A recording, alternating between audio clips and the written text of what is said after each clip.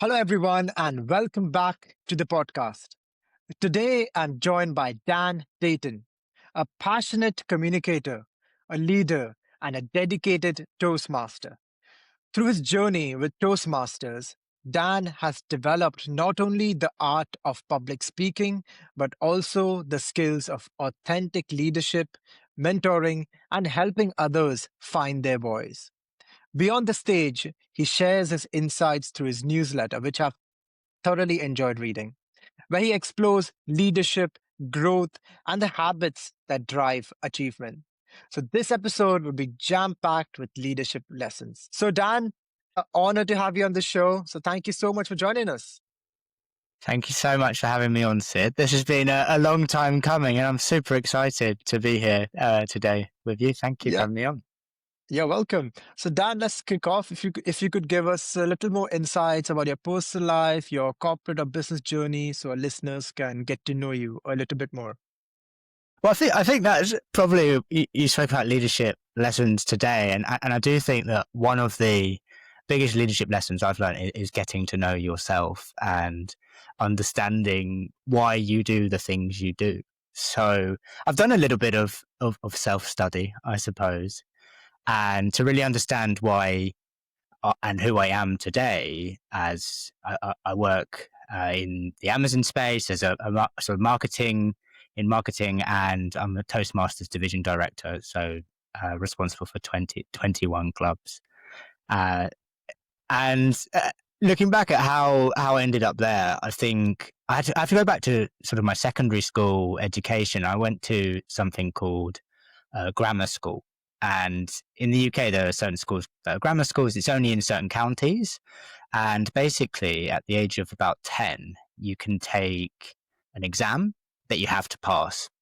If you pass that exam, you go to a state school. It's still a state school. It's not a private school. That's often a misconception. But you have to get 85% on this exam when you're like 10 years old. It's called the 11 plus. So I was fortunate enough at that age to pass that exam and go to what is called a grammar school.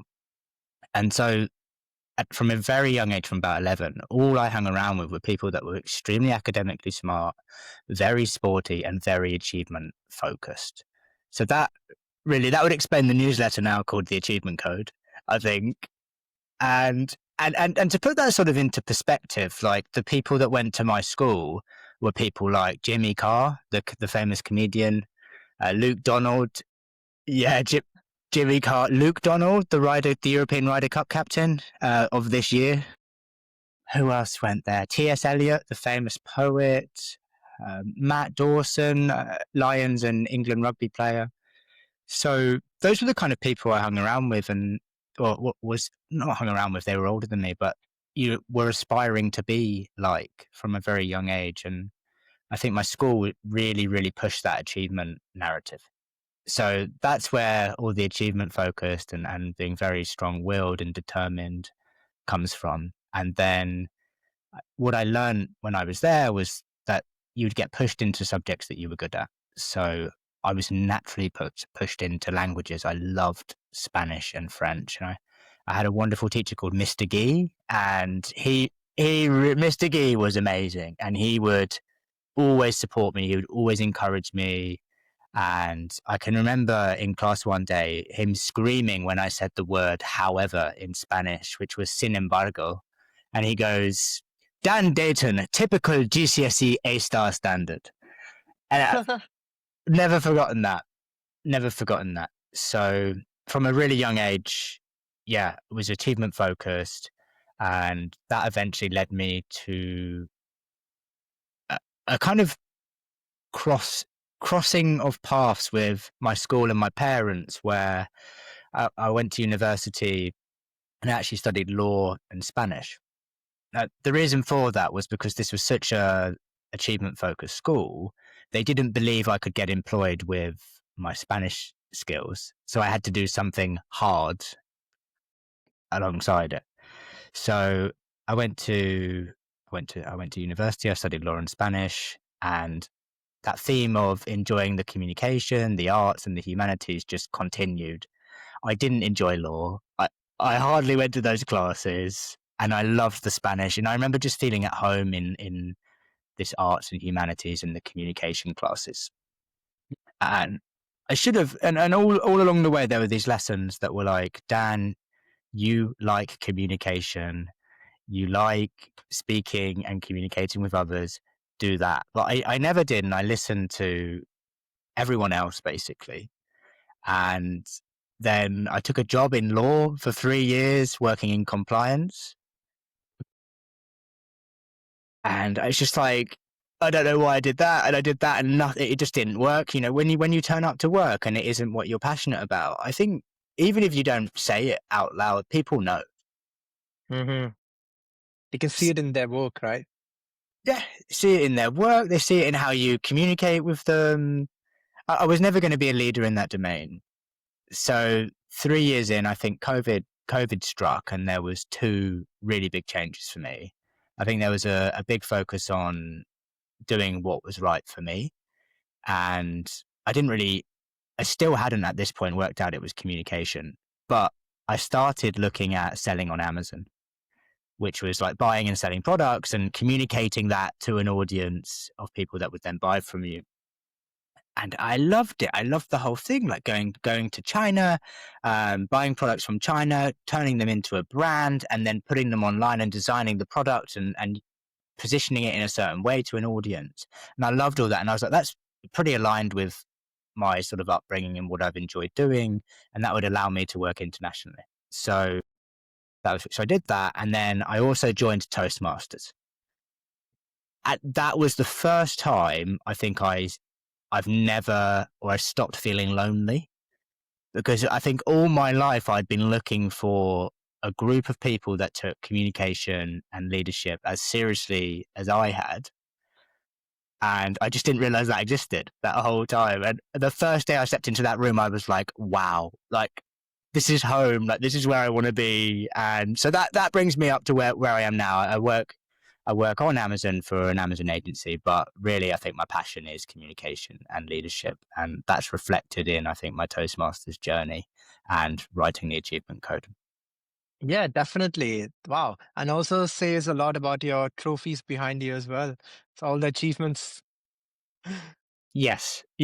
I'm so proud of them. I'm so proud of them. And obviously we competed against each other, and that's how Yeah. we know each other. Yes. And I think that's just a good lesson in it as well. Is like, do things you enjoy doing, and that will lead to other things as well. So like this conversation wouldn't have happened had we both not competed that day. So there we go. Yeah, definitely. I'm so glad I competed and we met as well. And so I want to ask you about leadership now. So we talk about achievement, but I want to know about failure as well now. So what's your one leadership failure that really shaped you as a leader today? My goodness, Sid. I think there's obviously so many, and I've one of the books I've got behind me here. I've literally got, every time I learn something about leadership, I write it like a diary entry in a. Okay, nice. But the one that comes up time and time again, which proves I haven't learnt my lesson fully, is to ask for help, or just to ask other people questions, or advice, or whatever it is. And I'm one of four children. I'm the oldest of four, so I'm so bad at going out and just asking people for help. And in Toastmasters, for your audience that doesn't know about that, I took on a role called the Vice President of Education, in which you're responsible for getting members to speak at meetings. Like that's your job, full stop. And when I started that role, I used to feel so lonely, because I would post in our group chat and say, "Hi, who wants to speak?" and blah blah blah blah, and I wouldn't get any response.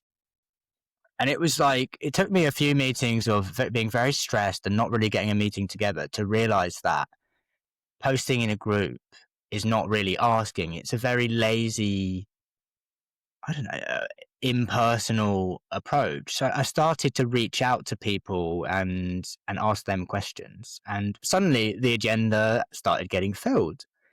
And it was like, oh, people are people. They want to be spoken to like a person, not like some ambivalent, ambiguous message in a group chat.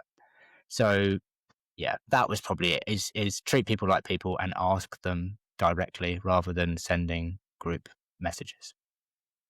Right, makes sense. And you also come across quite authentic in the way you write your achievement code newsletters, and I've seen you present as well. So you come across really authentic. So my question to you is, how can leaders really communicate and be more authentic? Because I think it's quite difficult as some leaders to be authentic.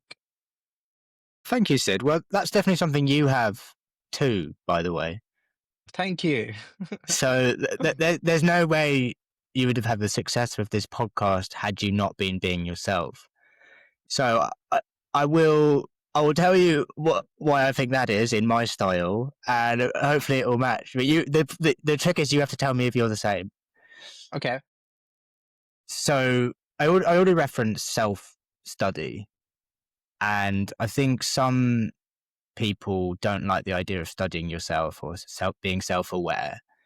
But in order to know what you're good at or what you can be good at or interesting to for others, you have to know yourself. So I work really hard on myself, and I've got to know who I am and what I'm good at and who I can be. And then I don't talk about or do things that are, are not in alignment with who I am. So whenever I am speaking in front of an audience, it's true, and people sniff that out and they go, "You're an authentic speaker," and it's like, well, I'm actually just being myself. Like that's a huge compliment, but I'm actually just being who I am. And yeah, what's that horrible quote? Like, don't bother being anyone else; they're all taken, or something Mm, like that. But you, yeah. you can only be yourself. You end up just miserable otherwise. Yeah, I agree. I think when I'm doing my Toastmasters speeches, always think about a person's story or some story that I resonate with. I don't talk about any topic that I want to talk about. I just talk about a topic that I resonate with. I think that comes across quite natural. And some people tell me, "Oh yeah, you come across authentic." It's because I'm just writing about the things I'm passionate about. I think that comes across. Same with your achievement code. You're passionate about habits, leadership, and this comes across as authentic. So you're saying we're the same there. We only tell stories or use things to relate that are actually true. Yeah. So, what would be your advice for someone who is not that authentic? Where can they start to be more authentic? What can their first step be? I think I think just sit down and write. Like uh Journaling. journaling, yeah, journaling. I think the power of prompting as well is a huge thing. So obviously prompting is basically having a question given to you and then you answer it. And prompts are there to design and get you to get your thoughts out on paper. So a lot of journals do it. I think one of the journals that's really good is the 6 Minute Diary. That Okay. that one has several prompts in there. Every 7 days, it forces you to respond to 5 different prompts, and they're usually pretty.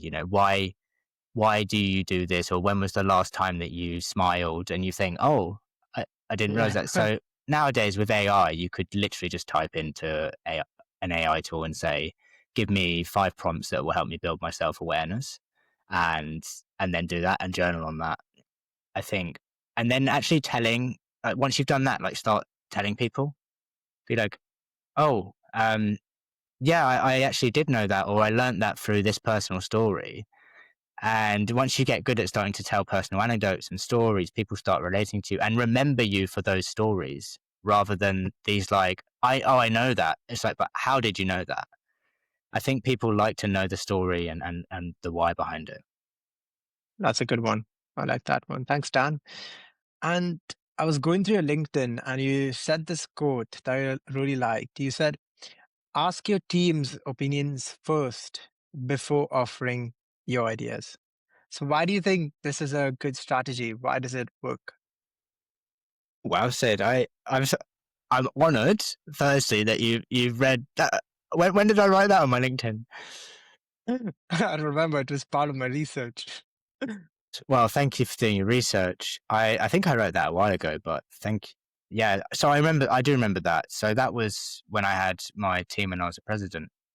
The reason behind asking your team is I really do believe in the power of human potential and that everyone has so much potential inside of them.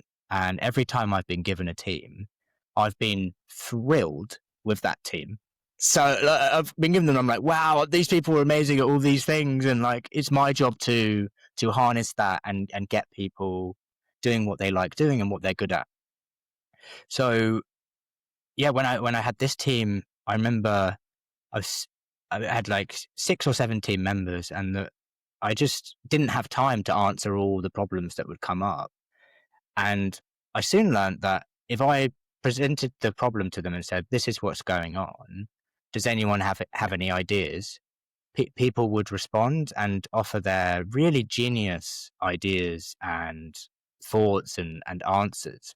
But if I did the opposite when I was so like stressed, and I'm sure I used to do this before this moment, I just went, "This is the problem going on. This is what we should do, or this is what I think." People wouldn't offer their opinion. And I think when you're in a leadership role, you need to be really careful of that. Is that people need to have an environment where they feel safe to share their ideas. So ask them to do that and then let them do it. Don't offer your opinion first because they probably know better than you, Yeah. particularly if there's a group. No, that makes sense. And also you saying that they know better than you, I think that shows that you're a humble person. I think you lead with humility.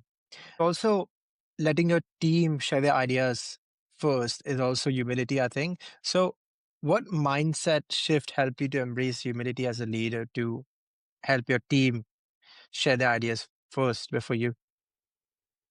Um, oh, I've ummed. That's no good. Uh, what mindset shift? There's it. It was probably just being part of a team and having my own struggles with asking for help.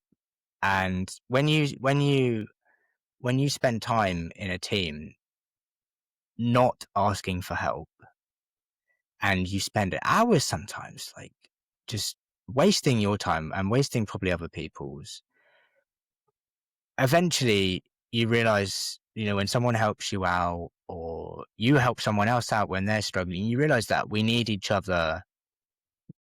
We really do. Like we can't do anything significant on our own. So obviously there are certain self and indulgent goals we can go for that are important to us, but anything that we achieve of the greatest significance needs to come with others. And I think just learning that I was just struggling in, like drowning in water on my own so many times, that the moment I was helped by someone that was really kind, or I was able to help someone else, I soon learned that kind of mindset shift that we're all connected and we need each other.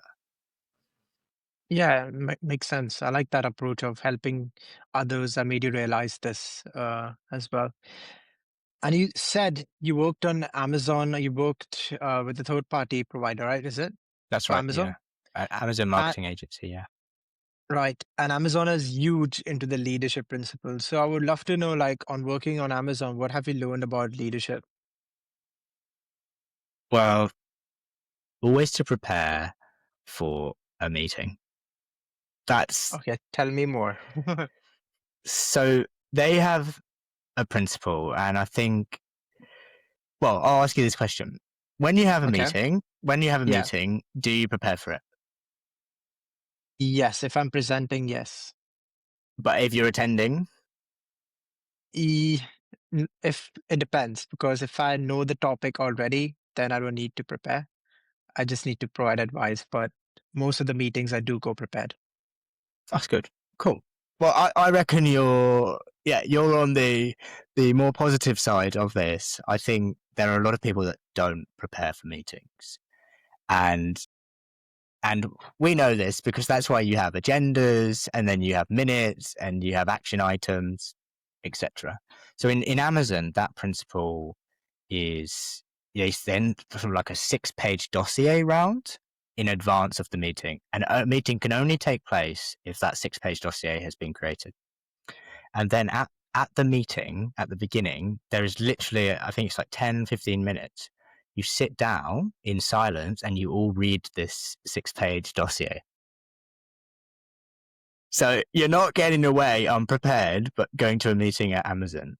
And I work with a lot of ex-Amazonians, and I've genuinely done this when they've been hosting the meeting. And I think it makes sense. Like it's not respectful to turn up to a meeting and you haven't like come prepared, or maybe the meeting shouldn't take place if you're not prepared, I think. And yeah, that's what I've learned from working on Amazon is that the devil's in the preparation. Yeah, I think it's a 6-page memo. They do it right, and quite detailed, everything about the meeting. And yeah, actually, a follow-up question: how do you utilize that principle in your Toastmasters, for example? Do you prepare the same way going through meetings or for speeches or in life? Definitely. So in my leadership roles, I will always send round an agenda and then minutes after that call. And actually, I record our council meetings and then use the transcription to build minutes from that. And in terms of speeches, I've never turned up to a speech and haven't prepared something in advance. No, I don't think that's respectful to your audience, and I'll explain why. I think if you don't prepare, you risk giving a monologue.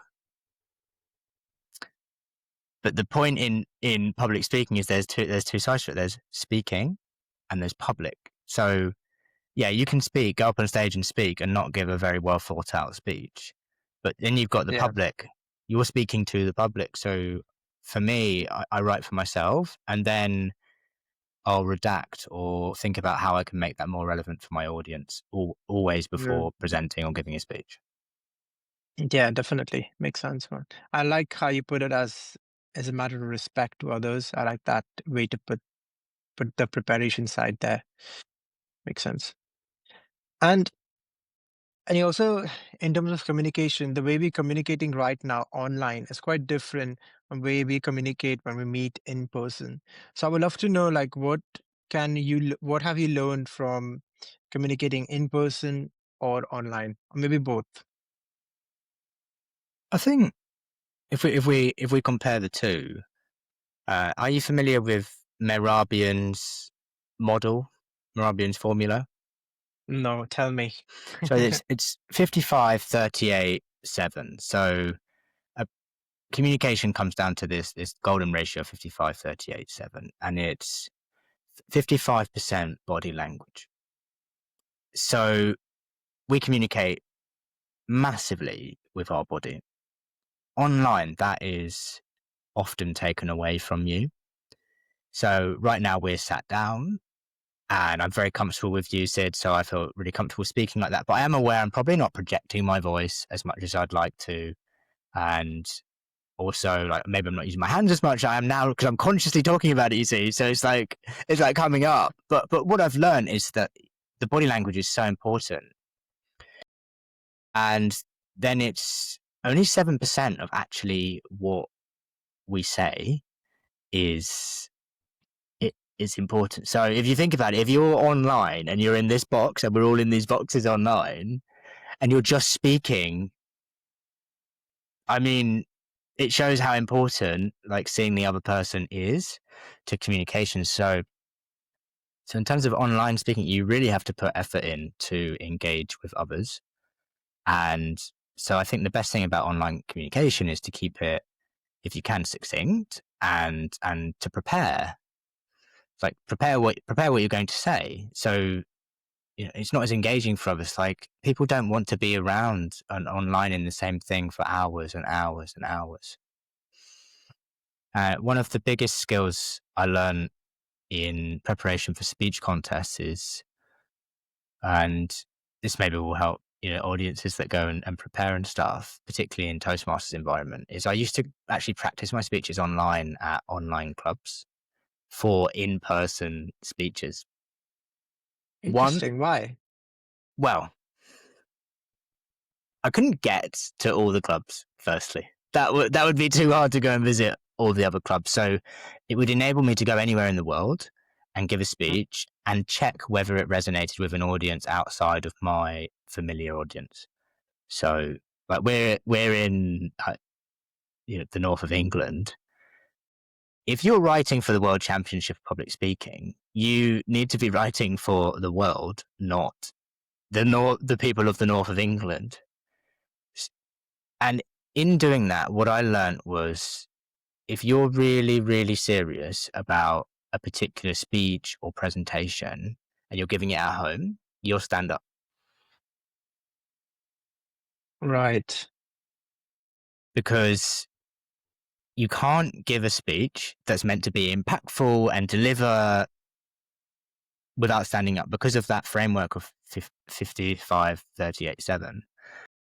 Like, you need your body and you need to be standing up and able to use your arms, etc. And yeah, so I found myself standing up in these speeches. I thought I'd be sat down and for these 7-minute speeches. It doesn't Yeah. work. Mm. So yeah, so you need to be really, to speak online, you have to be really engaging. Otherwise, keep it really short, I think. Yeah. So what will be like a one tip? Let's say for me, if I need to be more engaging and show my body language, etc., online and podcast recording. So what would be your one piece of like practical advice or tip? I think try doing one of these episodes standing up. Hmm. See Yeah, if it that's a makes good a idea. difference. See if it makes a difference. What you'll start to see if your reticular activating system now that I've mentioned it to you, you will start to look in your video calls at who's doing it, and I bet the most effective communicators are all doing it. Yeah, that's a good tip because at work I have got the ergonomic desks, so I'll try it. So I'll try a meeting where I'm standing up, see how I'm coming across, and I'll do a meeting where I'm sitting and see how I come across. And good tip for our listeners to try as well. Definitely, yeah, definitely try it if you haven't. It's yeah, and let me know how you get on with that. 100%. I'll message you tomorrow. And you're also an avid reader and audible listener as well. So I'm going to ask you, how do you apply your learnings from books, Toastmasters to improve your communication skills? the I want to reference a book before Yeah. going into that. So, Okay. have you heard of Building a Second Brain? No, It's by I'll add it to my reading list actually. it's called Building a Second Brain or A Hmm. Second Brain. It's by someone called Tiago Forte or Tiago Forte. Okay. I think he's Portuguese or his surname is. And he wrote this book called Building a Second Brain. I think he had a brain injury or something similar. And he had all these ideas and he wanted to get them out on paper. So he built this system for storing everything that he learned in notes so that he could recall them at a time in the future. And there's loads of apps that you can do this with. And the one I use is something called Obsidian. And you can tag in this app like the notes that you make. So it's like Google Notes or Apple Notes or whatever. So I will tag when I'm listening to an audiobook or I'm reading a book, I will make notes in this second brain in Obsidian. And then I will tag communication or leadership or public speaking so that I can return to that at any time in the future. So I don't even have to remember it. Like I know that my second brain has it for me. And when I'm doing that and writing in the second brain, there'll be something that stands out as particularly relevant to my day to day. So it will be probably one thing I still feel quite weak at, if I'm 100% honest, is like networking events. I don't enjoy them too much. Like I've had to work really hard at that. So I read a book recently, and it was all about how to engage with listeners, and also to get away when you get stuck in conversations, because that's a horrible thing. Oh yeah. Yeah. You need to tell me what's the trick for doing that after. You make it about yourself and you say, I promised myself that I would speak to 3 people today, or I promised myself I would speak to the person that organized this event. I'm going to go now. And if you excuse yourself that way, how can anyone be offended by that? Some other quick tip. Thanks, Dan. So yeah, so use them quickly. So use them quickly after you've written them down, but you can also bank them for another time, Yeah, so just to summarize, so you read the books and you make notes on the key important details that you like. So how often do you go back to that notes? Do you reread it every other time, or you just read it when you want that information? Well, I write that newsletter once a week. So at least once a week, I will search certain hashtags in my second brain and see what I've got written on productivity or habits or communication and leadership. So then I'll scan through that and be like, have I written something on that? And then once I've gone through those hashtags, I'll then, go into more depth. Like for the newsletter, you have to really understand it. So writing about something is the best way to understand something, like sharing with someone else. If you can articulate to someone else what you're thinking, you've understood it. Yeah, and I think that reminds me of Feynman technique. Have you heard about that? No, Feynman technique. Yeah, so it's this famous guy who talks about this concept. So, for example, if I read something about the book that you mentioned, right?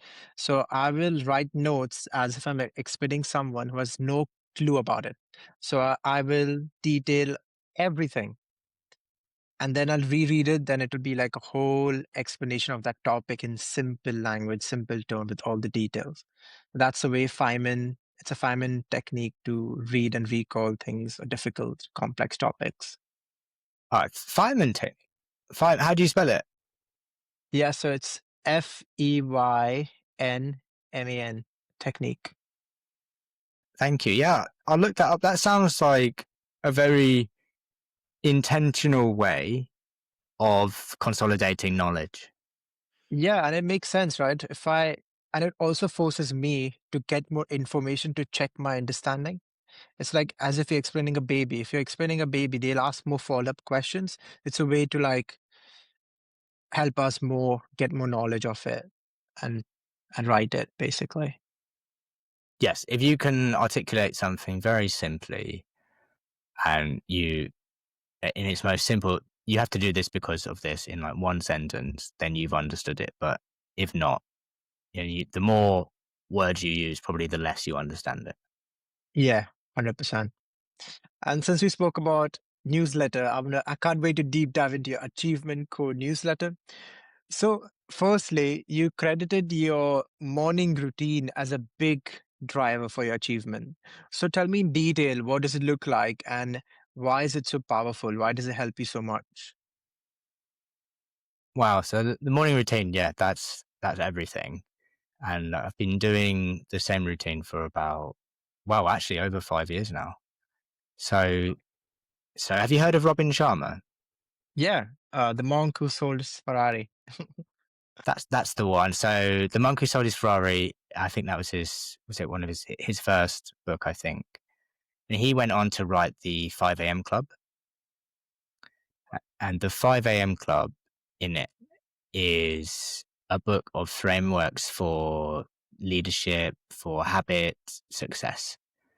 And one of the frameworks he introduces in that book is called the 20-20-20 morning habit activation or something like that. And your morning routine should consist of 20 minutes of movement, 20 minutes of reflection, and then 20 minutes of growth or learning. So, and he articulates it so well in this book, but yeah, 20 minutes of movement. If you start sweating, you activate something called, I think it's your NDF in your brain, and it calms you down and it basically sets you up for a wonderful day. Once you're in that state of mind, you're then ready to reflect and have a think about, I don't know, what went on the day before or how you want your day to be, maybe do some visualization. And then you can do something after you've done that to learn and better yourself. So 20 minutes of reading, 20 minutes of podcast. And in his book, The 5 a.m. Club, he recommends doing this, and that it takes 66 minutes of getting that habit installed of doing 20 every morning at 5 a.m. So during COVID, when everyone was lying in and going to bed, I literally did this I got up at 10 to 5 every single day, and I did this 20. And I started to lose weight. I started to become much more self-aware. I started to grow as a person. And whilst it wasn't easy, and I can even remember like crying my way through one morning routine, I was so tired, and it was so worth it because now every morning I get up and I do that without fail, and I'm so much better for it, and I turn up for others as well. So it's like it's been beneficial for hopefully everyone. Definitely, like it's something there or waking up early. Are you still waking up at 5 a.m.? No, I don't wake up at 5 a.m. anymore. It doesn't really suit my lifestyle because I have quite a lot of like, obviously we're in Toastmasters, have Yeah, quite a lot of late meetings. So getting up at 5 a.m. doesn't suit me, but I still get up fairly early, and I always have that 1 hour before I do anything as well. and you also wrote about in your newsletter about shrinking the goal when you feel stuck. And that's quite different than what we hear about these motivational gurus who talk about you need to always expand your goal and not never shrink it. So elaborate more on what do you mean by shrink your goal when you feel stuck and why does it really work for you? I think a lot of people don't articulate that going for big goals very well. I think the intention of going for a big goal is to transform your thinking, and it's to make you and force you to look outside of what you are now and what's comfortable to you, and to become a different person. But these people that are talking about, you have to, set these huge goals and aspirational, they're right, but I don't think that helps you in the short term. I think in the long term it will drive you, but sometimes you get stuck along the way. And to get out of one of those ruts, I do believe that you have to shrink the immediate goal down to something a little bit more conceivable to you. And the only way you achieve a big goal is by small actionable steps along the way. And I can best describe this with I was trying to train for a sub 18 5 kilometers about a year or two ago now. And it was 18 minutes, and it was on my vision board. And every day I was waking up and looking at it and going, oh, I'm going to run sub 18 minutes. And it just wasn't happening, Sid. It just wasn't happening. I was going and running and giving my absolute everything at these races. And it didn't happen in one day. Okay. So I changed the time on my vision board to 18:10. I'd done previously, I think, 18:16. The next weekend, I went to a race, and I was at the start line, and I was like, 18:10, maybe I'll do it. And someone came up to me and they said, hi, I'm not really training too hard at the moment, but I've seen you running here before. Can I pace you? Like, what are you looking for? And he was like a 16, 17 minute 5K. So he paced me to run sub 18:10. And then the next weekend, we shrunk that goal again, and he paced me to sub 18. So I think there's something in energy, and also like when you take the pressure off a little bit, you're more open to possibilities. So maybe, if he'd come up to me and I was all stressed about the sub 18, I would have maybe not been so engaging with him, or I would have brushed him off, or he would have looked at me and thought he doesn't look like approachable. And the thing is, I could always do it. I just had, got stuck. I love that. You're shrinking from 18 to 18:10. I think that gave you more motivation that, okay, that's possible. Let's go for it. Or maybe let's push further for 18:10. And that guy helped you as well. I like that. Nice. And since you spoke about visualization, I want to know in like detail because there's so much fluff around it.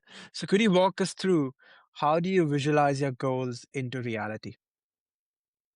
Absolutely. I'd be thrilled to do that. I think, just before diving into how I do it, I think a lot of people don't understand why we visualize in the first place. Yes, let's start And there. so we visualize because our subconscious brain is what drives our behavior on a day to day basis. It's not what we pick up throughout the day as like sensory information. So what our brains are so amazing at is like building up this map of the world underneath and from basically constant exposure to it. So if you visualize in whatever way it is, and we'll go now into more detail about that, your brain doesn't know if that's reality or if that's false. Okay. So visualization, I think, and the law of attraction does have a bit of a bad name, but you can be very intentional and get really significant results.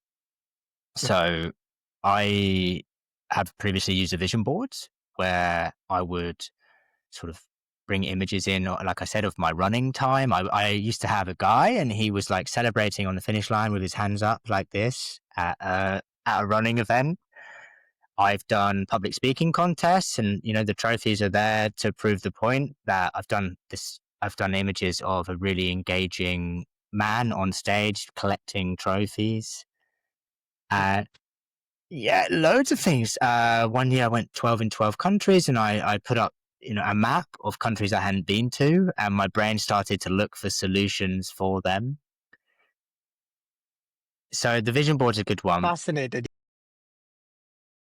The vision board's good. But I think recently I found a much more intentional way of doing it. And that is by tapping into emotions and how you want to feel. So this can be best explained in May. I was a candidate for this division director role that I'm now in Toastmasters leadership role. And I had to speak for 6 minutes in front of an audience I didn't know online, and then 2 minutes in person. And it was basically like you'd imagine, like almost like a political speech. Like this is why you should vote for me, blah blah blah. And I was so nervous. It wasn't a comfortable environment because they were new people. I hadn't met a lot of these people, and it was going to be in a huge room, like uh, bigger than this box. Yeah. And I thought, well, people are literally going to be voting on the spot for me or not. So, like, I'm going to have to be good. So I wrote down like versions of myself that I wanted to be, and I've actually got them listed here because I read it every day. And I wanted to be assertive, articulate, charming, considered, energetic, and engaging. So those were like basically behaviors I wanted to embody in my speeches and this showcase. And I would sit with music on and like this and visualize myself doing those in my public speaking. I'd close my eyes for 5 minutes and do that morning and night, and so twice a day. And it worked out exactly as I wanted it to on the stage. Like, you obviously can't do all of those and embody all those behaviors at once, but in some way or form, I did do each of those kind of and embody those kind of traits. So yeah, you can literally visualize yourself doing whatever it is you want to do, and it will eventually become your reality. Like, so how do you used to visualize like you being assertive, you being coming across as charming or engaging? You should see that picture or you should play that movie in your head. So yeah, literally play that movie. Usually remembering a time when I've done it in the past. Like, some days you just smash it, don't you? You turn up and you're all of those positive qualities. But what if you could do that all the time? I like that. And I think you mentioned it in more detail in your newsletter that I link in the description. I think you said like it's the Batman effect, the outcome and the process. right? So that's what you walked us through basically. Yeah. So the Batman effect is being and embodying those personality traits. The outcome is, what do you want it to look like? So if you're doing that, what are you trying to achieve? And what was the third one? Sorry, It was Batman effect, outcome, and process. a process. Yeah, the process is like, what do you need to do to get there? So you know what types of personality traits you embody. You know what you want the outcome to look like. What do you need to do to close that gap? Mm, So what's your I process to like get that. there? So that more simplifies it. I liked your explanation, and you came across quite articulate, Lena. You came across engaging throughout this episode as well. So yeah, basically, I can see those values of the person you want to be already in you, Dan. So that's amazing. And compared to the book, the Law of Attraction, The Secret, it I think some people take it the wrong way and they just sit on the couch and just visualize and they expect things to fall in the lap, but it doesn't work like that. So I really like your explanation. Thank you, Sid. And yes, I'm really glad you clarified that. I think yes, you can manifest and visualize. You can manifest and visualize as much as you want, but you've got to take action towards whatever it is you're visualizing. Yeah, 101%. And last question before we wrap up, and this is another newsletter you wrote that I really loved. You said stack these skills if you want to achieve your goals. Number one is self-awareness. Number two is asking. And number three is consistency. So, Dan, please could you deep dive on each point and just share your perspective on it? Yeah. So self awareness is. I think we already spoke about this today, but it's so important.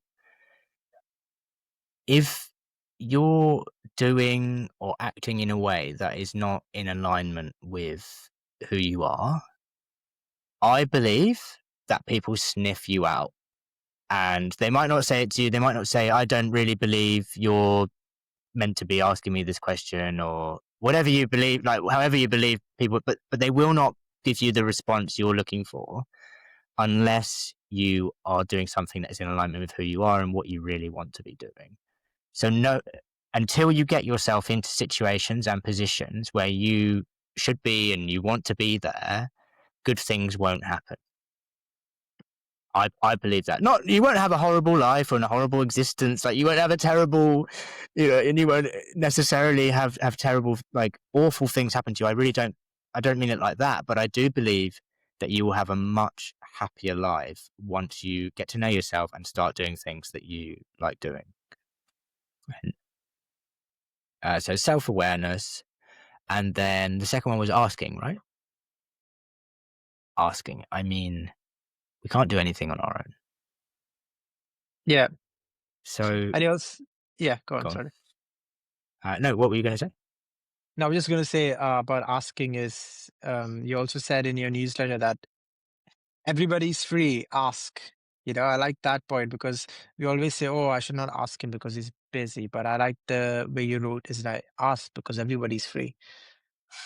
Yeah, I think people will be free if you ask them Yeah. in a very genuine and just honest way. So if you take the time to make a genuine ask and you say, "Hi, can I borrow you for 5 minutes?" Or let's be honest, it's going to be 45 minutes sometimes. I really respect your opinion on this, and I just want to do this or get somewhere. People will find the time for you. But if you don't ask, people don't know that that's what you're thinking about, and they also won't make themselves available to you. And yeah, so everyone's free. They'll make the time for you if they want to. And what's the worst that happens? You get rejected and you don't get what you want anyway. So you may as well ask. Yeah, I like that. Like that. And what about consistency? If you're not consistent, people don't remember you for being that niche or that type of person, and it's seen reflected in your body. Like if you're into nutrition, particularly, like Hmm. if you only eat well once a week, how are you expecting to lose weight or put on muscle or run marathons, whatever it is. Like, Yeah. you have to turn up consistently over time. And I know it's boring. I know a lot of people hate hearing that, but unless you're consistent, you do not get the gains or the goals that you want to achieve. And it's in those hard moments, I think, when you don't feel like doing the goals.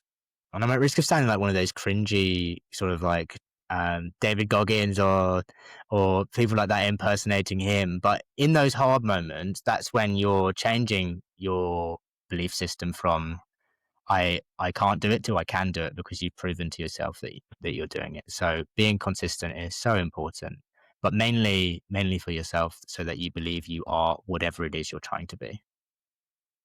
Thank you so much, Dan, and I really enjoyed talking to you. Thank you, Sid. It's been an absolute pleasure. Thank you for having me on, and best of luck with the rest of your your podcast episodes. I think you're a brilliant host, and you come across as authentic, as Yeah. we spoke about earlier, and genuinely interested in learning and about this topic. I think you're making Yeah. leadership seem very cool, which it is. Love that. Thank you so much, Dan. And for the listeners, if you enjoyed this episode, make sure you comment below what's the biggest key takeaway from this episode. And I will link Dan's all social media handles and his newsletter that I highly recommend you guys to read, because each and every newsletter will make you think and make you better. So, Dan, once again, thank you so much for joining us, and thank you to our listeners as well. Cheers, Sid. Cheers, Thank listeners. you.